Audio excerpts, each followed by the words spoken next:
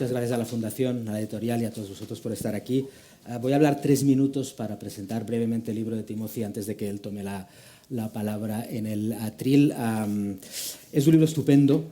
Los libros de Timothy en general se han considerado como una invención de un género al que él le dio nombre, que él llamó Historia del Presente, History of the Present, que es un género que también se cumple en este libro. Este libro, en cierto sentido, se podría leer como una historia de Europa entre la Segunda Guerra Mundial y la invasión de Ucrania, y es en buena medida eso. Empieza en la Segunda Guerra Mundial y acaba la invasión de Ucrania. Pero también es 2 cosas más que suelen ser los libros de Timothy, que es un libro de periodismo, es decir, no solo cuenta una historia, sino que va al sitio en el que sucede esa historia y habla con los protagonistas de la historia. En este libro, Timothy habla con Gorbachev, con George Bush, con Helmut Kohl, con Felipe González, de modo que tiene declaraciones de primera mano que van más allá de los documentos de un historiador. Y también tiene algo de memorias. Es un libro también de memorias porque Timothy ha vivido en Europa, fue estudiante en Berlín Oriental, donde la Stasi le espió durante mucho tiempo y tiene un brillante libro explicando lo que es que te espíe la policía comunista. Ha recorrido toda Europa. Entonces es un libro en ese sentido triple, un libro de historia de Europa, un libro de periodismo en el que se recorre Europa y un libro de memorias personales de un británico sobre Europa. So Timothy, if you want to talk to us for a minute. Thank you very much. Muchísimas gracias.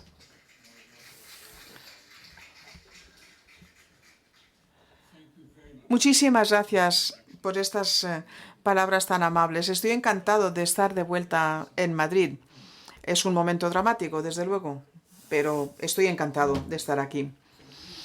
A mí me parece que uno de los rasgos más típicos del europeo es este sentido de que puedes estar en casa en el extranjero. Es decir, yo estoy en Madrid, la semana pasada estuve en Copenhague, en Estocolmo, en Atenas. Estás fuera de casa, pero también, como eres europea, estás en casa. Y a mí esto me parece que es fantástico, el futuro. Y por eso, en inglés, mi libro se llama Homelands. Los pobres americanos solo tienen un homeland. Por ejemplo, la que describen en Homeland Security, que es un ministerio del interior muy potente. Nosotros en Europa tenemos muchos de este tipo. Este libro me ha llevado 50 años de trabajo, de viajar por el continente, de ser testigo de acontecimientos, de conocer a las personalidades, apuntando en cuadernitos como este. A lo mejor esta noche escribo algo acerca de esta tarde. Estudiando Europa de formas más convencionales, los archivos, las hemerotecas, las bibliotecas, pensando acerca de Europa, escribiendo acerca de Europa. Y es un género excepcional. Historia, sí, pero ilustrada por los recuerdos y el reportaje, o sea que está lleno de estas historias, estas anécdotas que has comentado, pero esto sirve para ilustrar la historia. Así que, por ejemplo, yo estuve en Berlín el día después de la caída del muro. Llego a Berlín Oriental 2 días antes.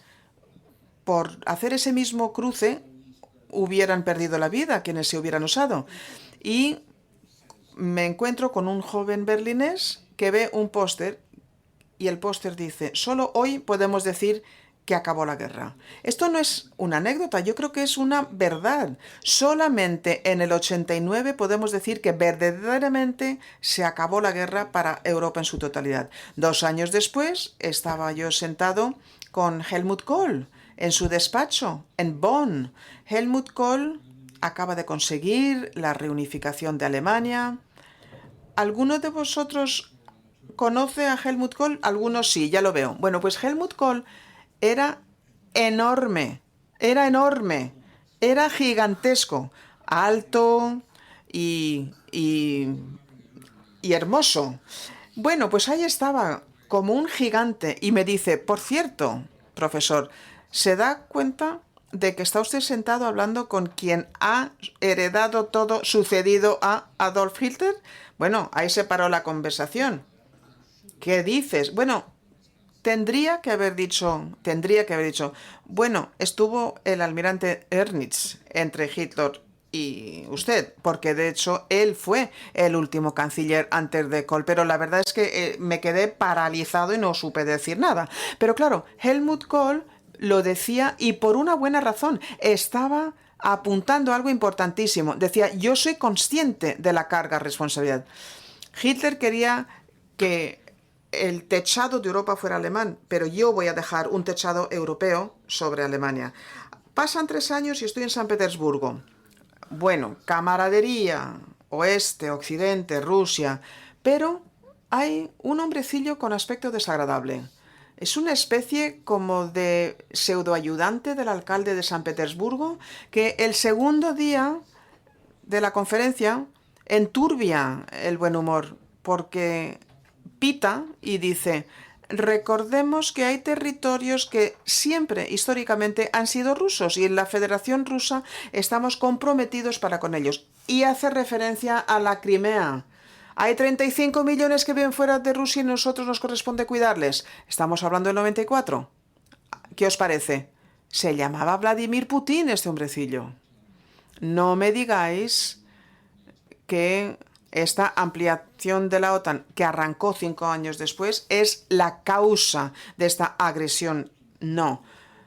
Es el instinto revanchista imperialista que ya borboteaba en el 94. Así que la historia es la historia de la historia de la historia. Es una historia de Europa y la libertad. Estos son los hilos conductores de mi trabajo de vida. Así que cuando empecé, como dices, viajaba por Europa, jovencísimo, en el 72, 73. La mayor parte de los europeos vivían en dictaduras.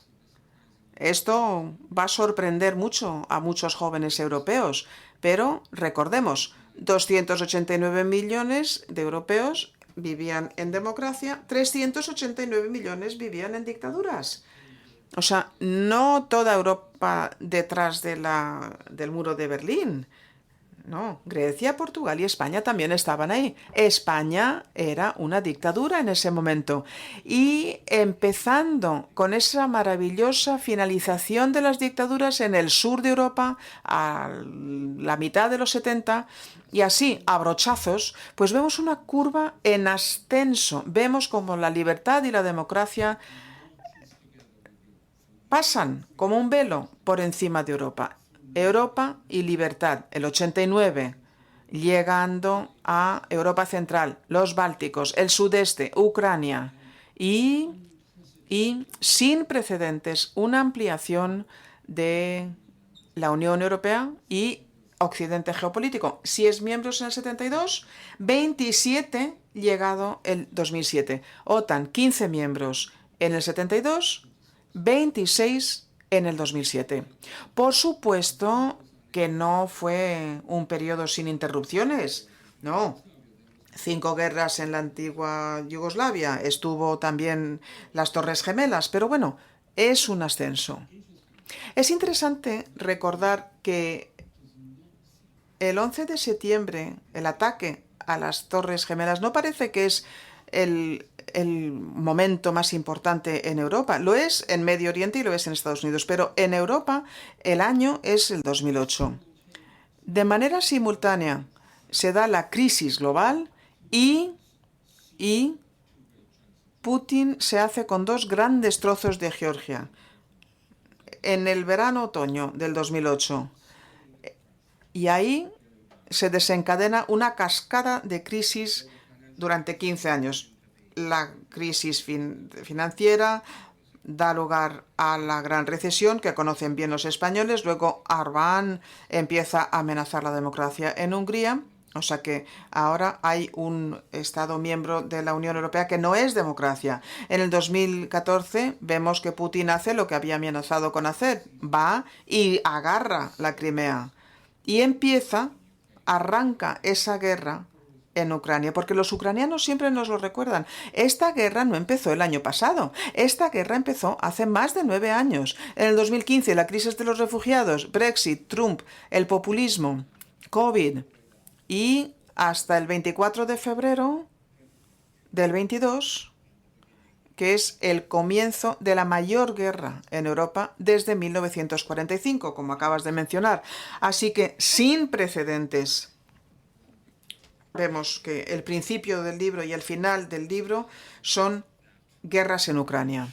Y yo defiendo que esta invasión, esta guerra que se sigue presenciando hoy, ponen fin a lo que yo llamo esta era postguerra. Tenemos del 45 al 89 y luego el periodo postmuro, después de la caída del muro, ¿no? En el 89, hasta el 24 de febrero del 22.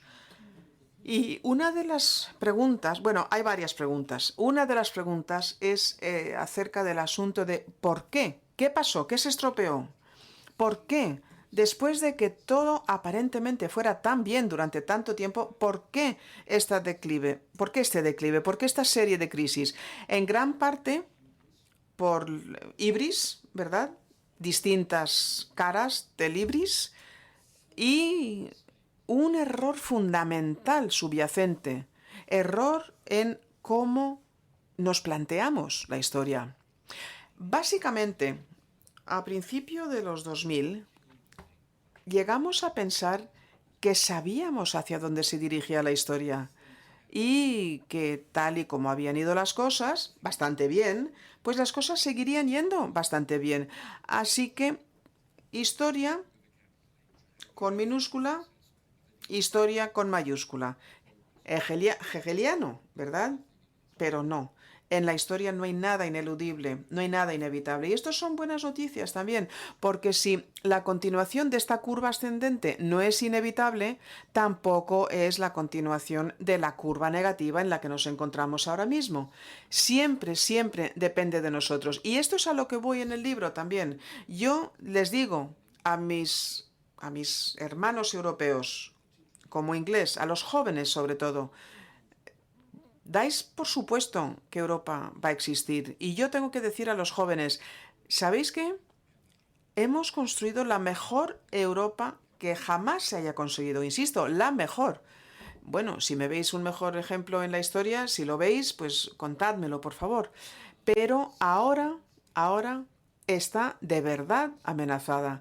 Lo hemos visto en la antigua Yugoslavia, en Ucrania, en muchos países europeos, en Hungría, por ejemplo. Pues muy rápidamente se puede socavar. Todos los logros pueden venirse abajo. Así que nosotros tenemos que movilizarnos para defender esta Europa que hemos conseguido construir.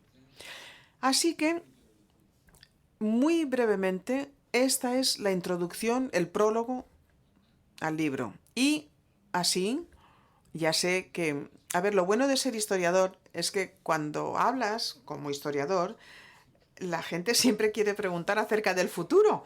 Así que ya sé que os interesa muchísimo el futuro. Va a ser muy interesante hablar acerca del presente y del futuro con Ramón, pero sí que quería dar un poquito de información acerca de este libro antes de lanzarnos a la conversación, que sin duda va a ser interesantísima. Muchísimas gracias. Thank you, Timothy. Muchísimas gracias, Timothy. Al principio explicas que tu padre fue uno de los soldados que llegó a Normandía el día D. Luchó contra los nazis, contribuyó a la liberación de Europa y 60 años después de este día, pues quisiste visitar esos lugares al norte de Alemania y conociste a un hombre que era hijo de uno de los soldados alemanes, ¿verdad?, contra los que había luchado tu padre 60 años antes.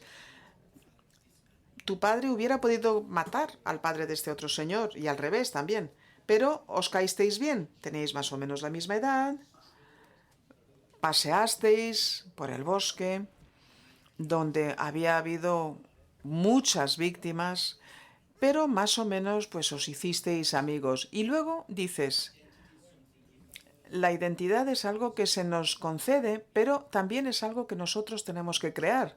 No podemos elegir a nuestros padres, pero sí podemos elegir en quién nos convertimos. Estos europeos, hijos de dos soldados, eligieron ser amigos, hablar de forma amigable en el norte de Alemania. Y como bien señalas, la mayor parte de los europeos optaron por esta identidad. Esta va a ser nuestra identidad a futuro. Vamos a ser más o menos amigos, vamos a basar nuestra identidad en el liberalismo, en la democracia, en un cierto internacionalismo. ¿Tú crees que seguimos creyendo en esta identidad? En esa identidad en la que tan firmemente creíamos hace 20 años cuando España pasó a formar parte de la Unión Europea, cuando ya se firma el Tratado de Maastricht, cuando ya llegamos a esa plenitud. ¿Seguimos creyendo en esta identidad? Pues mi respuesta es que yo sí, pero la respuesta más honrada sería ¿y quién es ese nosotros? En esa frase, porque yo he visitado Ucrania 4 veces desde el principio de la guerra y en Ucrania de cada 2 palabras una es Europa. Yo no he conocido a ningún europeo tan apasionado como los ucranianos ahora mismo. Aspiran, anhelan, desean llegar a ser miembros de la Unión Europea y creen de forma apasionada porque ven que Europa es su futuro y es el adalid de la seguridad y de la democracia. Y otro grupo de europeos muy apasionados son los británicos como yo, porque lo hemos perdido. Yo lo digo en el libro. Las 2 manifestaciones pro Europa más imponentes que yo he visto en tiempos recientes han sido en Kiev y en Londres. La verdad es que no olvidaré jamás esa manifestación en contra de Brexit, pidiendo un segundo referéndum. El mar de Europa, de banderas de Europa, rodeando al Duque de Wellington, la residencia del Duque de Wellington en el centro de Londres. Bueno, las banderas I love EU, I love EU.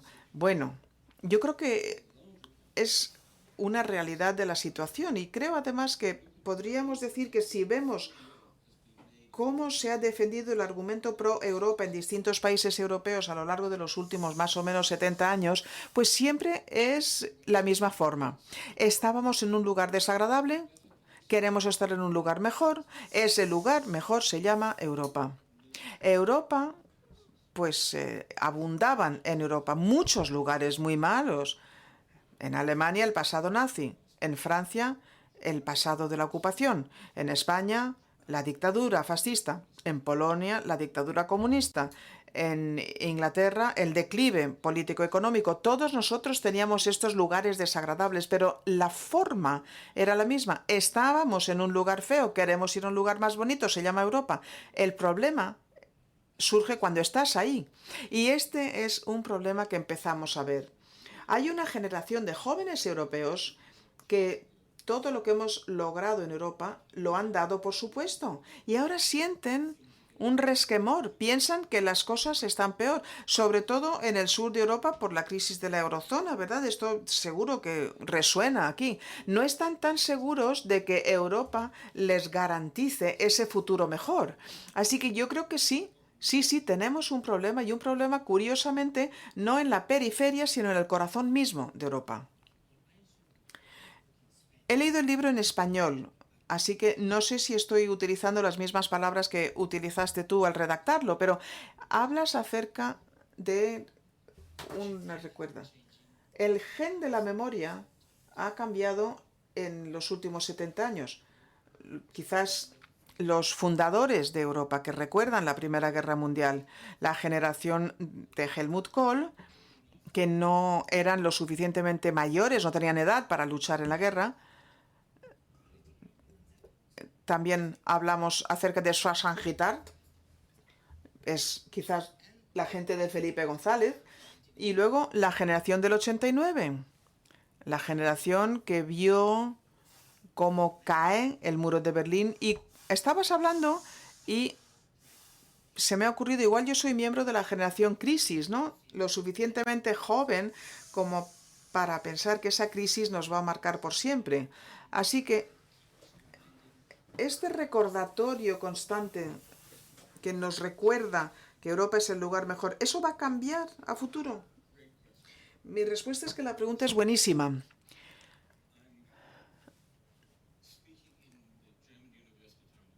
Estaba en Göttingen y estaba explicando lo que acabas de resumir. Es decir, la Europa que tenemos la han creado básicamente 4 generaciones que cambiaron, sus vidas cambiaron por las experiencias vividas en la juventud. Primero están los del 14, la experiencia de la Primera Guerra Mundial, Adenauer, etcétera, etcétera. Los del 39, la Segunda Guerra Mundial, los del 68 y los del 89. Aquellos que viven ese año de maravillas como jóvenes, ¿no? Y habrá algunos en esta sala. Bueno, estaba yo explicando esto y se levanta un alumno y dice, ¿y cree que habrá una generación de los del 22? Es una pregunta excelente. La guerra más importante en Europa desde el 45, esta sensación de que el proyecto está amenazado desde dentro y desde fuera. ¿Hablaremos de una generación de europeos algo más jóvenes? Porque la del 89 pues es del sur, ¿no? La del 2008 es unos pocos países que se ven muy profundamente, pero muy pocos países. Lo que necesitas es una generación paneuropea. Son experiencias paneuropeas. Abarcan todo el continente. A mí me encantaría pensar que así va a ser. Me encantaría pensar que vamos a ver la generación del 22 que se moviliza en el continente. Pero no sé lo que pensáis los demás que estáis en esta sala. La verdad es que tengo que reconocer que tengo dudas. En Ucrania sí, en los Bálticos también, en algunas partes de Europa Oriental, pero a medida que vas hacia oeste, para cuando llegas a Inglaterra, a Irlanda, a España, incluso Italia, pues no lo veo tanto. No veo que sea una experiencia tan formativa para esa generación. Así que parte de cómo yo entiendo debo de hacer las cosas como historiador, porque los historiadores tienen que hacer cosas para que las personas aprendan del pasado, sin tener que volver a inventar la rueda, es intentar generar esa conciencia para la generación de los del 22. Sí, y otra pregunta, algo que ha comentado antes. Ha escrito acerca de la caída del muro de Berlín y el impacto que ha tenido sobre muchas personas que habían vivido en un país totalitario, ¿no? Nazismo, comunismo, en un periodo de tiempo relativamente corto, ¿no? En algunos casos. En primer lugar, no sé si la gente de mi generación o más jóvenes, no sé si recuerdan lo que era el comunismo y cuán horrible era, pero es que tampoco sé si se van a creer algo que tu generación y la mía hicimos conjuntamente en los años 90, pensar en el fin de la historia, ¿no? Pensamos que habían ganado los buenos, pensábamos que el capitalismo ha ganado, no tiene rival, el liberalismo. Nos puede gustar o no el término fin de la historia, pero había un cierto optimismo y quizás pecamos de soberbios. Y dices que pensábamos que la libertad era un tipo de capitalismo, un modelo económico concreto, y probablemente no era así. ¿Qué pensarías? ¿Qué dirías?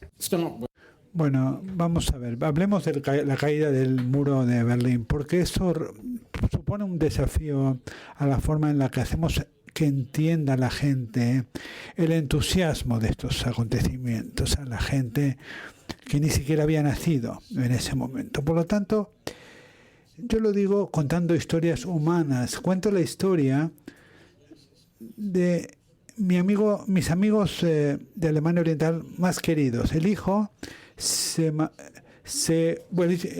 hijo huyó de Hungría a Austria en verano de 1989 y pensó que no volvería a ver a su familia durante muchísimos años.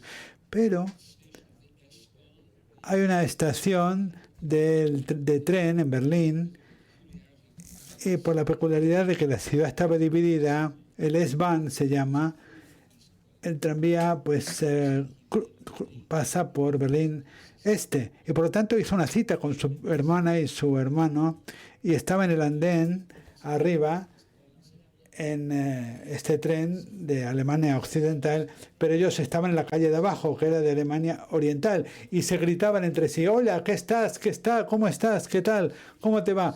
O sea, es una escena desgarradora. Y pensaron que nunca se iban a volver a ver en muchos años. Y luego sucedió este milagro. Cayó el muro de Berlín. Y el padre de estos chicos, que es amigo mío, pues en una de las primeras olas de gente que cruzó el muro, que se acababa de desmoronar, cruza con su hija y con un amigo. Y cruzan, nada, media hora. Pasan al otro lado porque habían dejado sus hijos en casa durmiendo. Y se giran para volver, y el amigo de su hija dice: Werner, detén el coche, por favor. Y Werner detuvo el coche, ella abrió la puerta y solamente puso un pie en el suelo. En el suelo, en Occidente, no se lo puede creer, está en Occidente. Y Werner lo describe muy bien, dice: es como Armstrong cuando llegó a la Luna, puso un pie en la Luna. Por tanto, contar una historia como esta, pues puedes intentar hacer que la gente entienda cómo fue aquello. Ahora, para contestar tu pregunta ya más concretamente, nosotros sabíamos que era un milagro, sabíamos que era como caminar sobre la Luna. Y según fue pasando el tiempo, y por cierto, yo no creo que cometimos ese error en los 90, el error se cometió más tarde, pero poco a poco empezamos a pensar que esto era algo inevitable. El filósofo francés Bergson habla de las ilusiones del determinismo retrospectivo, la casi tentación irresistible de pensar que lo que sucedió realmente no había sucedido. Pero esto fue realmente un golpe de suerte, lo que Maquiavelo llama fortuna, pero llegamos a verlo como algo inevitable. A principios de los años 2000, más que en los años 90, se vio como algo inevitable. Y a mi amigo Fukuyama esto pues le cuesta muchísimo, ¿eh? No es el final de la historia, le decimos, pero bueno, yo me refiero a historia con mayúsculas y no con minúsculas, pero sí empezamos a cometer ese error a principios de los años 2000 y nos convencimos de que la historia era nuestra aliada, y ahí es cuando las cosas se empezaron a agriar. Sí, evidentemente. Timothy dice que los intelectuales marxistas habían pensado cómo convertir la sociedad capitalista en comunista durante muchos años, y tenían una idea de cómo hacerlo, pero no tenían idea de cómo convertir una sociedad comunista en una sociedad capitalista. Y el chiste dice algo así como que sabíamos cómo convertir un acuario en una sopa de pescado, pero no viceversa. A ver, no es tan radical como lo era entonces, pero nuestra sociedad está cambiando, creo yo. ¿Tú qué piensas? Nuestras sociedades liberales, nuestras democracias liberales, ¿están cambiando y se están convirtiendo en otra cosa? Desde luego, no es un cambio tan radical como en ese entonces, pero estamos convirtiéndonos en otra cosa. Bueno, creo que todavía somos acuarios, no somos sopa de pescado. Acuarios de distintos tipos, ¿no? Pero el problema es que si somos acuarios y somos acuarios con unos peces muy tristes. Por lo tanto, una de las cosas que digo en el libro hablo de la autocrítica liberal. Hablamos de esta inversión, esto que ha pasado, que hemos ido hacia atrás. Y me pregunto en qué nos equivocamos. Y uno de los errores, y lo digo como europeísta, ¿no? Liberal, es que dedicamos muchísimo tiempo a la otra mitad del mundo, y hicimos bien en hacerlo, pero descuidamos la otra mitad de nuestras propias sociedades. Y no era simplemente una cuestión de las desigualdades o la desigualdad de ingresos y de bienes y de posesiones materiales, sino también lo que yo llamo la desigualdad de atención y de perspectiva. Mucha gente en nuestras sociedades pensaba que no se la estaba tomando en serio, que no se la estaba tomando en cuenta, que se la estaba ninguneando, que no eran tenidas en cuenta por las élites cosmopolitas. Hay una frase que habla sobre la redistribución del respeto. La redistribución no del dinero, sino del respeto. Y luego vinieron los populistas y pues se hicieron con todo este electorado. Por lo tanto, uno de los más grandes retos para nosotros, los europeos, ¿no? de centro, de izquierdas, de derechas, es cómo volver a conquistar esa otra mitad de nuestra sociedad, que todavía sufre esta tentación de votar por los populismos. Como sabe, y no voy a preguntarle esto directamente, porque en España pues estamos viviendo un modelo muy peculiar, un momento muy peculiar, pero en España, pues en el último siglo, diría yo, se ha pensado que Europa era una solución para la mayor parte de problemas españoles, ¿no? Durante la dictadura se pensaba que Europa iba a resolver la mayor parte de los problemas y de hecho lo ha hecho, ¿no? Lo ha hecho. Ha sido así. Ahora España es un país totalmente europeo y pues y realmente sucedieron cosas muy nuevas en la historia española. Y mi generación esto yo creo que ya lo ha dado por hecho, ¿no? Ya éramos europeos, vivíamos en una democracia liberal y ya un poco lo dábamos por hecho. Pero no le voy a preguntar sobre la situación española actual, pero lo que sí quiero decirles es que la situación de España, ambos lados del debate político todavía piensan que Europa es la solución. Mucha gente de derechas lo piensa. Pues si el gobierno se equivoca, pues Europa lo va a arreglar. Y la otra parte del espectro dice, Europa va a reconocer que estamos haciendo lo correcto. No le voy a preguntar sobre el caso concreto de la política española, porque es un tema muy difícil, pero ¿qué piensa usted cuando un español o cuando el debate español piensa que Europa es parte de la solución? ¿Qué piensa? ¿Qué piensa usted de esto? Bueno, en primer lugar, como he dicho en mis comentarios iniciales, España es un ejemplo clásico de cómo Europa, la libertad y la democracia han marchado juntas. Así es como yo concibo la historia española. España es un ejemplo muy bueno de eso. Por lo tanto, me preocuparía si eso se pusiera en tela de juicio, ¿verdad? Ahora, quiero hacer dos comentarios. En primer lugar, la Unión Europea tiene un poder normativo tremendo cuando los países se quieren incorporar a la Unión Europea. Pero una vez que los países ya están dentro del club, ya parece que pueden hacer un poco lo que quieren y el poder normativo se debilita un poco, ¿no? Y yo creo que eso es cada vez más manifiesto, ¿verdad?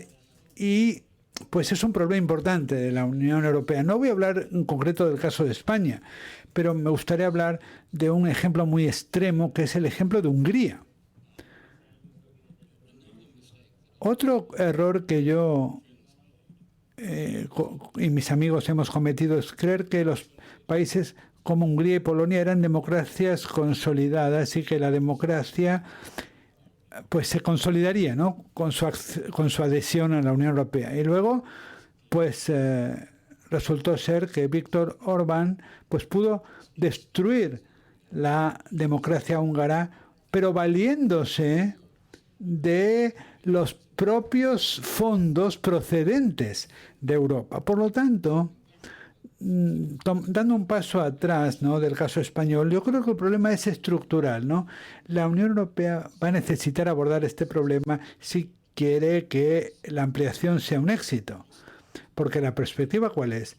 La perspectiva es ahora acoger a una serie de países que podrían tener tendencias autoritarias. Y el segundo comentario que me gustaría formular es que me parece que siempre ha sido un error, de alguna forma, subcontratar el Estado de Derecho. a Europa, ¿verdad? Pensar que Europa lo va a hacer por nosotros, porque siempre depende de nosotros el defender la democracia. No podemos pensar que a un agente externo como Europa va a hacer nuestro trabajo. Una última pregunta antes de abrir un turno de preguntas con el público. Usted al principio del libro se pregunta algo que todos nos hemos preguntado. ¿De qué hablamos cuando hablamos de Europa? Usted dice que hablamos al menos de 4 cosas. Está la Europa geográfica, algo que está en un mapa y que va desde Lisboa hasta Moscú o a Estambul. Luego está la historia, que básicamente vinculamos con Europa occidental más que con Europa oriental. Luego también la cultura y los valores, que empieza todo con el Imperio Romano, la Iglesia, la Ilustración y el liberalismo. Y luego lo que llamamos las instituciones europeas, que es algo relativamente nuevo. Y hay algo que usted dice en el libro, y dice que sea lo que sea Europa, su idioma es una traducción. O sea, permanentemente nos estamos traduciendo los unos a los otros, y esto es algo que yo utilizo alguna vez, ¿no? Porque estemos donde estemos siempre necesitamos traducción, pero aún así nos sentimos en casa en el extranjero. Yo estuve en Italia hace un mes y me sentí en casa, y espero que usted se sienta en casa en Madrid.